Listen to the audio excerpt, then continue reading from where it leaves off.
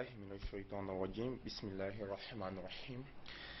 Alhamdulillah Rabbil Alamin. Assalamu alaikum wa rahmatullahi wa barakatuh. Chers frères et sœurs en l'islam, chers auditeurs et téléspectateurs de la radio et télévision Bonferré, c'est toujours avec un réel plaisir que nous vous retrouvons en cet après-midi de vendredi dans le cadre de l'émission Jeunesse Active. Rappelons que c'est une émission de la radio et télévision Bonferré en collaboration avec l'AEMN, l'association des étudiants musulmans du Niger. C'est dans le même dynamisme et le même plaisir que nous abordons aujourd'hui un sujet très important, c'est le mouvement du féminisme. Je rappelle que c'est le mouvement du féminisme. C'est le thème du débat d'aujourd'hui qui sera débattu avec deux invités. Monsieur Oustaz Noura, vous êtes directeur commercial de l'association Al-Sunna, directeur commercial de l'agence Croix du Sud. En même temps, vous êtes le secrétaire général de l'association Al-Sunna. Monsieur Noura, assalamu alaikum. Wa alaikum assalam wa rahmatullahi wa barakatuh. Merci d'avoir accepté notre invitation. Et le deuxième invité, c'est Monsieur Maître Nourdine. Monsieur Maître Nourdine Adamou, vous êtes juriste de formation. Monsieur Nourdine, assalamu alaikum. Merci aussi d'avoir accepté notre invitation. Sans plus tarder, nous allons parcourir ce sujet, nous allons donner un sens à ce sujet, le concept du mouvement du féminisme, je le disais tantôt. Mais avant de poser ma première question, nous rappelons à nos auditeurs et téléspectateurs qu'ils peuvent aussi participer à cette émission tout en nous écrivant sur le 93 33 59 15. Le 93 33 59 15. Je pose tout de suite ma première question à M. Noura d'abord. Notre thème d'aujourd'hui qui est le mouvement du féminisme. Parlez-nous un peu de son historique en Europe puis en Afrique en bref. Alhamdulillah Rabbil Alamin wa salatu wa salam ala Rasulillah wa ala alihi wa sahbihi ajma'in. Amma ba'da, assalamu alaikum wa rahmatullahi wa barakatuh. Wa alaikum assalam. Donc nous remercions la télé Bonferré en collaboration avec l'association AEMN de nous avoir donné cette opportunité où on va parler de ce thème qu'est le féminisme. Déjà la question que vous me posez, j'aurais bien voulu que vous la posiez peut-être à celui qui est en face de moi, qui représente cette option de juridiction. Moi, ce que je conçois comme féminisme, et comme je l'entends, j'aurais bien voulu qu'il parle d'abord pour que moi je puisse me situer par rapport à votre question. D'accord, donc monsieur Nourdine, à vous la parole. En bref, l'historique en Europe et en Afrique du mouvement féministe. Et au fait, je tiens d'abord à remercier le groupe Bonferré, également l'association des étudiants musulmans du Niger, pour nous avoir invités dans le locaux. C'est-à-dire que pour parler du féminisme, d'abord c'est un mouvement qui vise la promotion des droits de la femme et surtout pour mettre fin à l'exploitation du sexisme. Le mouvement, il faut reconnaître que ça a commencé en Europe parce qu'il y a plusieurs types de féminisme. Le féminisme fédéral, vous avez le féminisme radical, vous avez le féminisme socialiste et ainsi de suite. C'est-à-dire que c'est plusieurs types de féminisme. En tout cas, dans un premier temps, c'était en Angleterre où des femmes se sont révoltées pour dire non. Ils ont droit également à la dignité humaine, au respect à la vie et à la dignité humaine. D'autres sont allés loin pour dire que non, nous avons le droit au vote et tout ce qui s'ensuit. Donc, de part et d'autre, comme tout autre courant, après avoir quitté l'Europe, ça a un peu impacté dans d'autres zones, dans d'autres coins du monde, en testant les pays de l'Afrique en général et particulièrement certains pays de l'Afrique de l'Ouest ont exploité pas. Après plusieurs siècles, donc les femmes se sont levées pour dire que non, nous avons les droits et nous pensons que dans une société bien déterminée, organisée, ces droits doivent être respectés. Donc voilà ce que je peux dire de manière ramassée du mouvement féministe du berceau à aujourd'hui. Merci beaucoup, monsieur Nourdine. Peut-être avant de revenir pour la deuxième question, projection, nous allons suivre une projection d'une courte vidéo sur les figures du féminisme et l'évolution du mouvement. Nous allons la suivre ensemble. Quelle est la lutte du féminisme en Afrique, au Niger? C'est ce que nous allons suivre.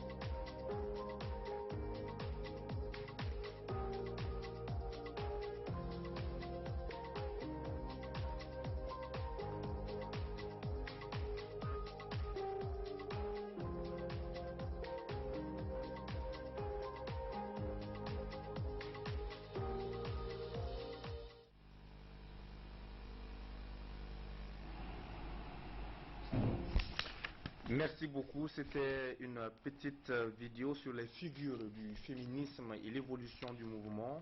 Monsieur Noura, à vous la parole. Quelle est, selon vous, quelle est la lutte du féminisme en Afrique, puis au Niger?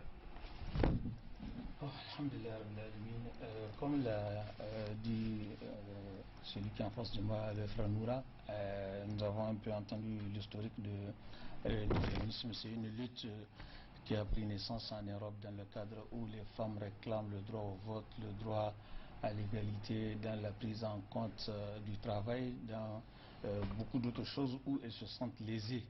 Alors si on considère le féminisme dans cette option, je dirais plutôt que le féminisme avait commencé bien longtemps, bien avant que ce qui a été dit dans l'historique. Parce que déjà au temps du prophète des femmes ont réclamé leurs droits. Il y a Salma qui est la femme du prophète qui un jour a posé la question au prophète pourquoi le Coran ne parle-t-il que des hommes quand est-ce qu'il va parler des femmes? Donc c'est une manière de réclamer un droit d'égard à l'image de la femme. Donc c'est pour dire que si on doit considérer cette définition, la lutte pour le droit, pour la considération de la femme en tant qu'être humain, cette lutte a commencé bien avant les années 1800. Et qu'on dise que le mot est né en Europe dans les années 1880, en France, un peu plus tôt en Angleterre. Donc je me dis que dans cette théorie, et comme il a dit, il y a plusieurs féminismes. Il n'y a pas qu'un seul féminisme. Alors cette tendance fait en sorte que du coup les gens ne savent pas de quel féminisme on parle souvent. Donc il faut qu'on se situe. Chaque mot a une histoire, avant comme après. Donc il faut comprendre l'histoire qui est derrière chaque mot. Donc aujourd'hui quand on parle du féminisme dans le monde, on parle d'une lutte, la tendance va vers le genre, où on réclame une égalité entre l'homme et la femme. Donc là, ça devient beaucoup plus compliqué. On doit situer une lutte par rapport à un contexte géographique. Aujourd'hui, la femme nigérienne qui se dit féministe, qui réclame des droits, quand on considère le Niger un pays à 99% musulmans, une femme musulmane qui doit réclamer ses droits ne sont pas les mêmes droits que le droit de la femme occidentale. La femme occidentale, elle a connu des péripéties. L'islam, d'entrée de jeu, a valorisé la femme, a donné une place de choix à la femme, a donné de la considération à la femme à tous les niveaux. L'islam a trouvé une situation où la femme était chosifiée, la femme n'avait aucune importance aux yeux des gens. Les gens, d'ailleurs, en ce moment-là, quand on leur apprend que leur femme a donné naissance à une fille, c'était vraiment le désastre. La mélancolie, ils ne sont pas du tout contents. Il y a d'autres qui tuaient les petites filles. Il y a eu même parmi les compagnons du prophète, bien avant l'avènement de l'islam, qui ont eu à tuer leurs propres filles, telles que Sayyidina Omar. À chaque fois, il le dit, ça fait partie des choses qui, quand il se rappelle, il est plein d'amertume, il a les larmes aux yeux. Alors, c'est cette femme-là que l'islam a trouvée dans cette situation où elle n'avait aucune humanité, elle n'avait aucune considération. Elle faisait même partie de l'héritage. L'islam l'a valorisée, l'islam l'a considérée, l'islam l'a remise dans la place au même titre que l'homme, dans l'adoration, dans la spiritualité et même dans la gestion de ses propres biens. Voilà, donc c'est en ce sens-là, si c'est dans ce cadre qu'on parle de féminisme, c'est à juste titre. Ça veut dire que ça a commencé bien avant l'histoire ou l'historique qui vient d'être donné. Merci beaucoup, Monsieur Noura. Monsieur Nourdine, vous avez presque les mêmes noms. En allant du général, dans cette lutte du féminisme, que peut-on dire du Niger, pour le cas du Niger? Oui, en fait, dans cette lutte, ce que moi je peux préciser par rapport à ce qui se passe actuellement au Niger, dans notre pays, c'est qu'il y a une pluralité du féminisme qui se pose. On a quelque part le féminisme que moi j'appelle positif, et également le féminisme négatif. Parce que, comme l'a dit notre cher éminent penseur, c'est que le féminisme, au fond, vise à revendiquer des droits, en fait, des droits humains. Revendiquer les droits humains, que certains droits soient appliqués à la femme. Mais certains poussent ce qu'on appelle le féminisme radical. Il y a ceux qui poussent aller jusqu'à exiger une égalité de genre, que l'homme porte le pantalon, donc la femme doit porter le pantalon, que l'homme a le droit de faire ce qu'il veut, il faut également accorder ce droit à la femme. Je pense que là c'est pour la minorité, hein. Il y a une grande frange, une frange partie des féministes nigériens qui sont dans une option de féminisme positif. C'est-à-dire ceux-là qui pensent que non, les femmes ont droit à l'éducation, les femmes ont droit au vote, les femmes ont droit au travail, les femmes ont tout ce qui est droit reconnu également, et non seulement par la législation, mais aussi par la religion. Mais il faut reconnaître que nos coutumes, mœurs et souvent même la législation comportent certaines dispositions un peu illégales. Parce que si vous prenez aujourd'hui dans la pratique, dans nos sociétés actuelles, la coutume, il y a des pratiques coutumières qui ne respectent ni la loi, mais également la religion. Je vous donne un exemple parmi tant d'autres. Aujourd'hui, si une femme se marie, déjà la nuit de noces, dans les pratiques, les gens s'adonnent à savoir si la femme est vierge ou pas. Donc c'est comme si l'homme, on lui permet de faire ce qu'il veut. Il peut avoir 5 enfants hors mariage. Le jour de son mariage, ça n'interpelle personne. Il faut savoir si la femme est restée chaste ou pas. Moi, je pense que l'islam partout parle des croyants. Je parle sous le contrôle de mon enseignant qui est là. Et quand on parle en islam, on parle des croyants. Donc, si nous exigeons la pureté à la femme, quelque part, il faut également l'exiger à l'homme. C'est ce que Thomas Sankara également disait dans l'une de ses tournées, quand il parlait des grossesses en milieu scolaire. À l'école, lorsqu'une fille tombe enceinte, on ne cherche pas à savoir qui l'a enceinté. Peut-être c'est son voisin, peut-être c'est l'enseignant. Mais automatiquement, elle sera renvoyée, alors que l'autre délinquant continuera son parcours sans tâche. Alors nous, en tant que défenseurs du féminisme positif, nous pensons qu'il y a des réalités qui sont là, qui ne sont pas du tout légales, et que les gens doivent combattre pour reconnaître, conformément à la sunna du prophète Mohammed, par la paix et salut sur lui, et reconnaître ces droits-là aux femmes. Aujourd'hui, il y a plusieurs droits de la femme qui sont violés. Si vous prenez la répudiation, elle ne se fait pas comme c'est recommandé, non seulement en islam, et même par la législation. Moi, je suis chez de justice, commissaire priseur. Je travaille dans une ONG chronique juridique. On voit des pratiques, si vous voulez, plus ou moins coutumières, qui ne respectent pratiquement rien. Et nous sommes dans un état de droit et un état à fort taux de musulmans. Il y a des femmes qui sont répudiées à 4 heures du matin. Moi, je ne pense pas s'il y a une disposition juridique ou une disposition religieuse qui permet cela. Donc tout cela, c'est des trucs, c'est des droits qu'on doit vraiment en discuter. C'est des thèmes qui méritent que les gens puissent faire des recherches approfondies pour vraiment faire jouir la vérité de l'obscurisme. Et justement, vous parlez de droit et vous avez parlé du jihad dans vos propos. Est-ce que le jihad signifie-t-il réellement l'égalité homme-femme? Sinon, qu'est-ce que le jihad? Et au fait, d'habitude, quand on parle du genre, on fait allusion au sexe. Excusez-moi, peut-être ça fait lourd, le genre masculin ou le genre féminin. Maintenant, vous savez, le féminisme, c'est purement philosophique, hein, c'est des écoles. Quelqu'un pense que dans la lutte pour les droits, pour des droits communs, si je dis pour si vous voulez, dans la lutte pour le respect des droits, certains pensent que non, c'est pour l'égalité, pas des droits, mais du genre. Moi, je pense que l'égalité du genre, ça ne respecte ni la coutume, ni la loi, et moins la religion. Aujourd'hui, quand on va sur le terrain juridique, la police nationale a lancé un concours. Est-ce que si les hommes doivent courir 7 km en 25 minutes, les femmes peuvent le faire? Alors si on prend pour l'égalité de sexe, normalement, le bon sens voudrait à ce que les deux soient au même point de départ, la même minute et tout, les mêmes kilométrages et tout ce qui s'ensuit. Or, dans ce cas précis, on n'est pas dans cette vision d'égalité de genre, mais par contre d'égalité de droit. Si vous êtes journaliste à Bonferré, votre soeur est journaliste à Bonferré, le simple fait d'être homme ne fait pas de vous un super salarié sur elle. Normalement, à travail égal, salaire égal. Ça, c'est un droit, c'est sur le terrain juridique. Mais lorsqu'on va loin, c'est ça le féminisme radical. Si les gens vont jusqu'à dire que, bon, si l'homme a droit à 2 femmes, la femme a droit à 2 hommes. Ça, on suppose qu'à la limite, même les animaux, c'est des couplages. Donc on ne doit pas quitter ce terrain pour aller sur un terrain très glissant.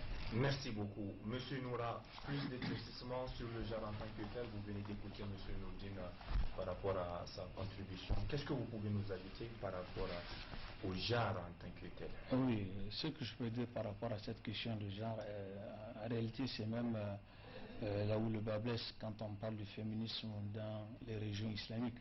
Dans le pays, le plus souvent, comme je l'ai dit, chaque mois une histoire. Les gens, quand quelque chose nous vient de l'Occident, on le considère, on pense que c'est à juste titre, c'est toujours positif. Mais bon, souvent, il faut faire très attention. La question du genre aujourd'hui, c'est elle qui nous a mené à une situation où on parle d'homosexualité, de plein de choses qui sont derrière cette question du genre. Cette question du genre, c'est elle qui donne lieu à cette égalité, même si quelquefois les juristes ou bien les soi-disant féministes veulent nous faire comprendre que quand on parle d'égalité, on parle d'équité. Et quand on parle d'équité, c'est-à-dire chacun dans sa stature, on lui réclame ses droits et ses devoirs. Mais en réalité, au fond, c'est plus que ça, c'est plus complexe. Cette question du genre, c'est cette question qui nous amène au sexisme. Parce que qu'il n'y ait plus de différence entre les sexes, comme ce qu'il dit en dernière position, ce que l'homme peut, femme peut. Mais quand on considère l'homme et la femme, biologiquement, ils ne sont pas les mêmes. Ce n'est pas pour rien que Dieu a fait cette différence. C'est parce que chacun a un rôle à jouer dans la société. Aujourd'hui, quand on prend nos différents organes qui sont sur notre corps, vous prenez les yeux, c'est un organe. Vous prenez les oreilles, c'est un organe. Chacun a un rôle à jouer. Est-ce que vous pouvez fermer vos yeux pour regarder avec vos oreilles? Non, vous ne pouvez pas. Parce que le rôle des oreilles, c'est d'entendre, ce n'est pas de voir. Vous ne pouvez pas, comment on appelle ça, utiliser vos yeux pour entendre aussi. De la même manière que la femme a un rôle à jouer dans la société, l'homme a son rôle à jouer dans la société. Vouloir faire de l'homme femme ou femme l'homme, ça c'est une absurdité. C'est une absurdité. Aujourd'hui, considérez ce qu'on appelle l'homosexualité. Je me rappelle, un statut personnel a été présenté au Niger pour études et adoption. Et quand vous prenez dans ce statut personnel sur la base de l'égalité des droits de l'homme et de la femme, on nous fait une définition du mariage comme suit. Le mariage est une union entre 2 personnes. 2 hommes, c'est 2 personnes. 2 femmes, c'est 2 personnes. Vous voyez? Donc c'est la tendance. Ça, c'est les non-dits derrière à l'aspect genre. Nous sommes d'accord si on doit parler du genre dans le fait que, comme l'exemple qu'il a donné, c'est pas parce qu'elle est une femme avec sa maîtrise ou vous êtes un homme avec votre maîtrise que vous n'aurez pas le même salaire. Ça, c'est la justice. Ça, c'est la justice, c'est l'équité. Il faut mettre chacun dans son contexte. À diplôme égal, salaire égal. Ça, c'est la justice. C'est même ce que l'islam recommande à tous les niveaux. Mais la tendance, comme je vous dis, derrière chaque mot, il y a une histoire. Donc le genre, en réalité, c'est au-delà. Si aujourd'hui vous prenez la Déclaration universelle des droits de l'homme, qu'on a fait signer pratiquement tous les pays, j'ai entendu un débat entre juristes où on dit qu'aujourd'hui, ce n'est même pas nécessaire qu'on revienne pour faire des lois, amener les pays à adopter l'homosexualité. Non, ils ont déjà accepté l'homosexualité à partir du moment où ils ont signé la Déclaration universelle des droits de l'homme, où on parle d'égalité de sexe. Voilà, donc l'égalité de sexe, ça veut dire qu'au fond, ce n'est plus cet aspect superficiel que les gens se débattent souvent dans les télés parce que vous êtes musulman, vous êtes obligé, parce que les gens vous regardent, vu que vous êtes musulman, vous allez parler superficiellement. Mais ailleurs, vous dites autre chose. Voilà, donc voilà ce que je peux dire sur la question du genre. Merci beaucoup. Et par rapport aux revendications, parce que nous constatons souvent que certaines exigent, elles revendiquent. Quelles sont les revendications des féministes précisément ici au Niger? Bon, ici au Niger, comme je vous dis, c'est un terme qui est venu. Il y a une association, je pense, qui a vu le jour depuis 1975, comment on appelle ça, c'est le premier mouvement des femmes, UFS. Donc, parmi leurs réclamations, il y a par exemple et ça a été créé, l'association des femmes du Nigeria FN avec l'avènement au pouvoir des forces armées nationales en 1975. Donc il réclame une solidarité d'abord entre les femmes, développer des liens de fraternité, de solidarité, d'amitié entre les femmes, élaborer des stratégies en vue d'animer et d'éduquer les femmes sur le plan civique et socio-culturel afin qu'elles prennent davantage conscience. Tous ces droits-là, ce sont des droits que déjà leur religion leur donne. Maintenant, si dans la pratique ça ne se fait pas, la faute à qui? C'est parce que cette législation islamique n'est pas mise en exergue. Aujourd'hui, qu'elles réclament qu'on leur donne ce que Dieu leur a donné. Alors cela voudra dire que quelque part les autorités doivent faire usage, au lieu d'aller élaborer ou concocter des lois ou importer des lois, de regarder qu'est-ce que l'islam propose à ces femmes-là. Le prophète alayhi salatu wassalam, par rapport à l'éducation, il dit la recherche de la connaissance est une obligation pour chaque musulman et chaque musulmane. Alors, est-ce qu'il y a nécessité d'aller chercher une loi ailleurs? Non, l'islam recommande que de la même manière qu'on doit envoyer un garçon à l'école, de cette même manière on doit envoyer une fille à l'école. Alors, quel autre droit elles doivent réclamer? Le droit de la considération.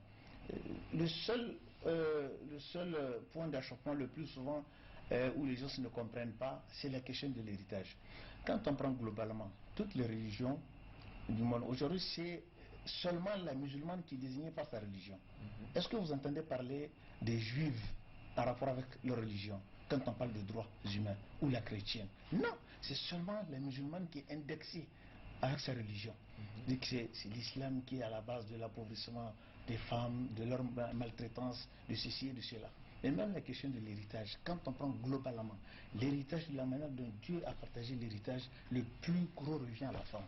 Pourquoi? Parce qu'il faut le voir dans le contexte islamique. Il ne faudrait pas prendre l'héritage et le mettre dans le contexte occidental et vouloir le comprendre. Ce n'est pas possible. C'est dans le contexte islamique. Dans le contexte islamique, c'est quoi? Dieu a donné une responsabilité, il a dit l'homme a une prééminence sur la femme sur la base du fait qu'il prend en charge les dépenses familiales. En Europe, ce n'est pas la même chose. À travail égal, mari et femme, vous collaborez dans les dépenses. Mais là, chez nous, le premier responsable, c'est l'homme. C'est à lui de prendre en charge. La femme, quand elle n'est pas mariée, elle est sous la tutelle de son mari et de son papa. Quand elle est mariée, elle est sous la tutelle de son mari. Quand le père est décédé, le mari est décédé, elle est sous la tutelle de son fils, si elle a un fils. Ouais. Sinon, elle sera sous la tutelle de la communauté. Donc, partout, la femme est protégée, elle est prise en charge. Mais ça, c'est dans le contexte islamique. Si vous déportez, vous prenez cet aspect, vous l'amenez dans un autre contexte, ça n'a pas de sens. Donc, c'est ça, dans ce contexte, la femme nigérienne, elle doit réclamer ses droits que Dieu lui a octroyés dans le Coran, conformément à sa vie de musulmane. Mais vouloir aujourd'hui réclamer des droits qui ne lui ressemblent pas en tant que musulmane, vraiment ça n'a pas de sens. Voilà. Merci beaucoup, Monsieur Nourdine. Nous l'avons écouté, Monsieur Noura, sur ces précisions. Selon vous, toutes ces revendications de ces femmes, précisément ces femmes nigériennes, interviennent justement dans quel genre de contexte? Il faut d'abord soulever la question, c'est-à-dire que si on va au fond, c'est des droits qui sont reconnus par la religion, mais qui ne sont pas quelque part mis en application. Et aujourd'hui, c'est là où le bas blesse. Moi, je suis fier d'être à la fois garçon, musulman, mais féministe également. Ça veut dire que moi, j'ai traversé les trois rivières, je vois ce qui se passe. Mais toutes les dispositions religieuses, en cas de parjure, quelle est la sanction? Aucune, parce que nous sommes dans un état laïque, dans un état de droit. Le prophète, paix et salut sur lui, a donné vraiment, il a vraiment tout dit par rapport aux droits de la femme.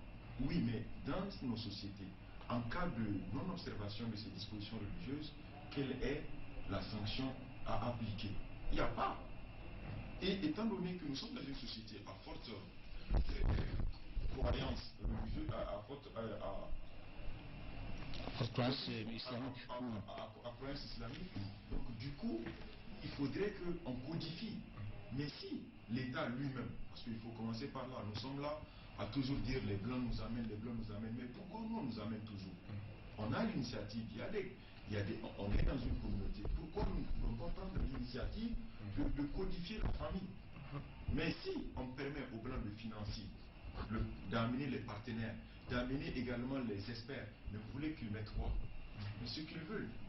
Ce qu'ils veulent, parce qu'il y va de soi que celui qui te donne à manger te dicte ce que tu dois faire. Mais si aujourd'hui les oulémas, les femmes, l'État du Niger, les autorités décident en commun accord de bien vouloir codifier la famille au Niger, je pense que ça serait bien.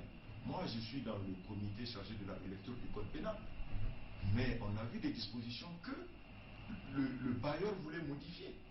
Mais lorsqu'ils ont constaté qu'une majeure partie des membres n'étaient pas d'accord, entre-temps, le débat n'était pas vraiment, ne répondait pas aux attentes. Donc du coup, il faudrait que l'État lui-même se responsabilise. On ne peut pas être un État prêt à porter, où quelqu'un prend chez lui une réalité, il vient, il nous plaque. On a des réalités nobles. Alors il faut les codifier. Parce que c'est quoi aujourd'hui? La violation de la femme, c'est où? C'est dans la famille. Donc on doit codifier la famille nigérienne. À qui doit-on donner sa fille en mariage? À qui ne pas donner? Quels sont les droits qui reviennent à la femme? En cas de non-respect, quelles sont les sanctions à appliquer? Et tout ce qui s'ensuit. Mais aujourd'hui, il y va de soi que les femmes radicalisent le combat parce que tout simplement, elles voient que même en cas de non-respect des dispositions religieuses, coutumières et même législatives, il n'y a pas de sanction. Aujourd'hui, je vous prends l'exemple, un marié qui ne prie pas, un homme marié qui ne prie pas et qui a une épouse pieuse, je vous assure, 80% des Nigériens recommanderont à cette femme d'être patiente et de prier pour lui.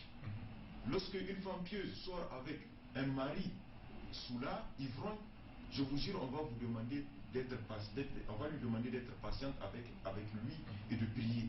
Mais lorsque c'est une femme qui boit ivrogne, quelle sera la recommandation de notre société?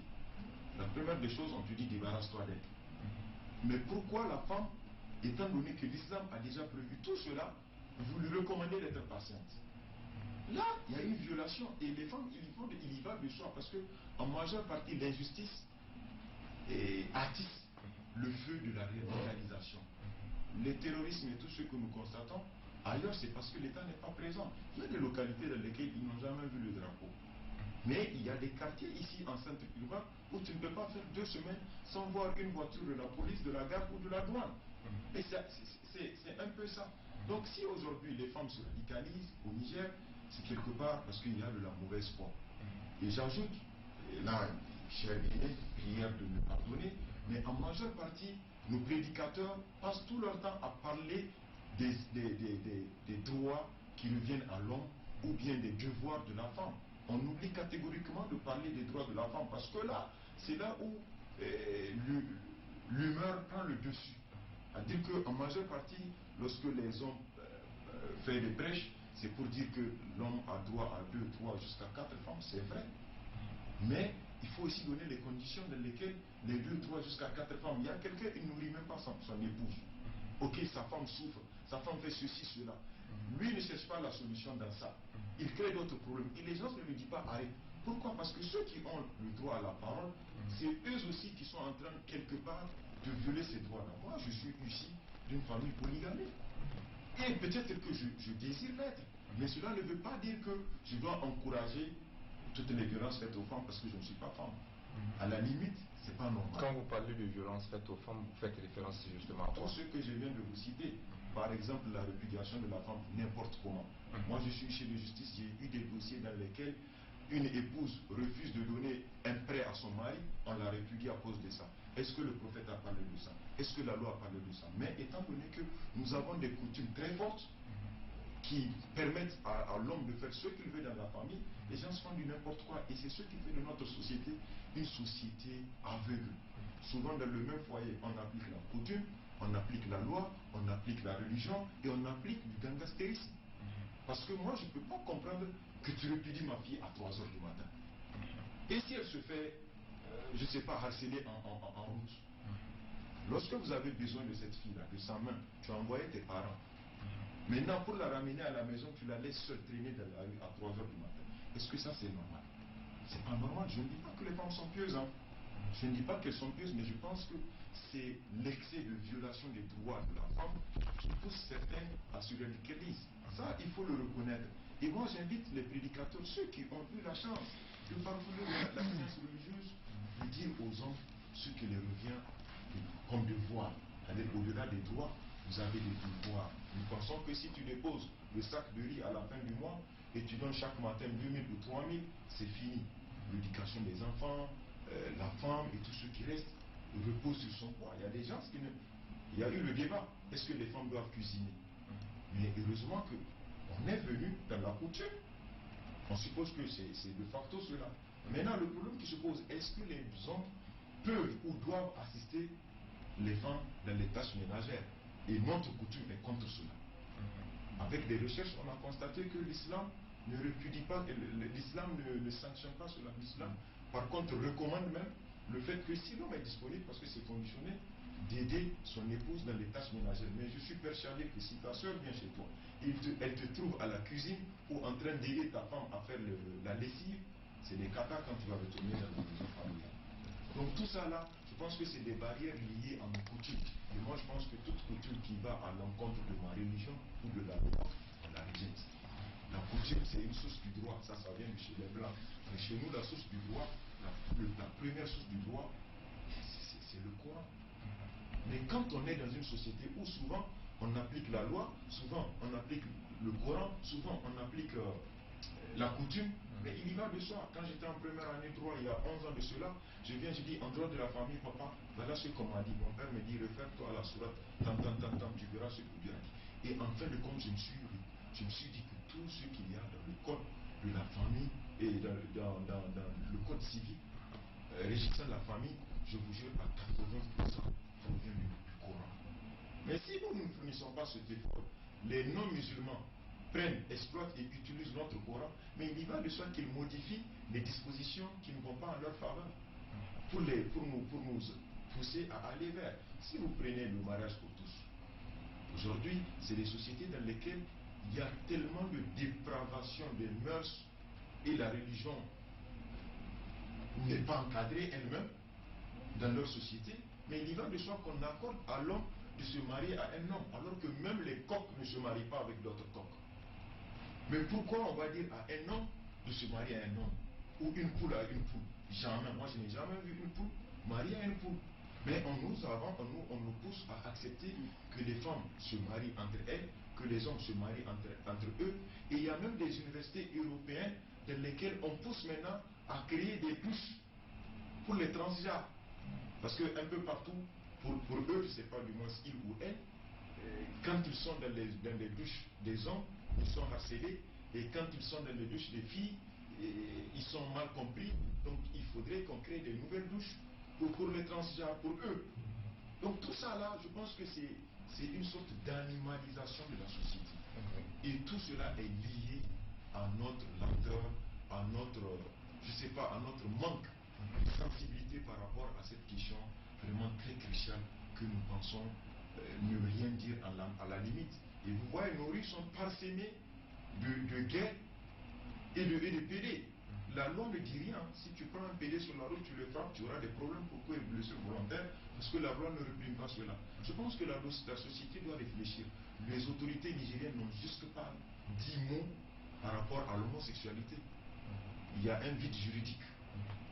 Donc tout ça là, c'est des thèmes qu'on doit pousser, et non seulement les juristes, les prédicateurs, les femmes, les hommes et toutes les parties prenantes, mais à placer des mots. Parce que notre société, aujourd'hui, on constate qu'il y a des associations de gays, il y a des associations de lesbiennes, et tout ça là, la société ne dit rien. On est là à parler d'autre chose. Merci beaucoup, M. Adamou. M. Noura, qu'en pensez-vous de son point de vue? Nous allons aller rapidement compte tenu du temps. Est-ce que vous avez des initiatives aussi à proposer? Oui, bien avant, je veux bondir sur un peu l'intervention de mon jeune frère. En fait, il a parlé à un moment des différents faits qui peuvent arriver et qui constituent pour les gens comme des violations ou bien des violences sur la femme. Mais en réalité, dans chaque société, il y a ce qu'on appelle les stéréotypes.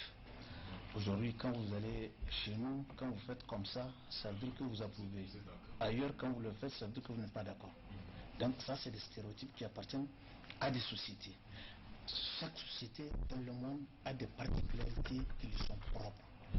Si le législateur il doit voter des lois ou il doit faire des lois pour une société, il doit tenir compte des tenants et des aboutissants dans cette société. Aujourd'hui, la question de la maltraitance des femmes, de n'importe quelle société, quand vous prenez la société française, pendant le temps du cloisonnement, pendant la pandémie de Covid, les statistiques ont prouvé qu'il y a eu plus de violence à l'égard des femmes. Et donc c'est partout dans le monde. Ces violences-là, ce n'est pas les lois universelles qui vont faire changer les choses. Et on n'impose pas une loi à une société. Non, on n'impose pas une loi. On associe le peuple par rapport à la loi. Tout de suite, vous avez dit qu'il y a dans nos ruelles, il y a des choses qui se passent. Alors on doit associer la population par rapport à une réflexion. Voir comment on doit gérer ça. Parce que les sociétés évoluent. Donc, quand vous prenez tous ceux dont vous avez parlé, sont sous-tendus par cette question du genre. Aujourd'hui, ici au Niger, même dans les offres d'emploi, on met H/F/X. Que représente le X?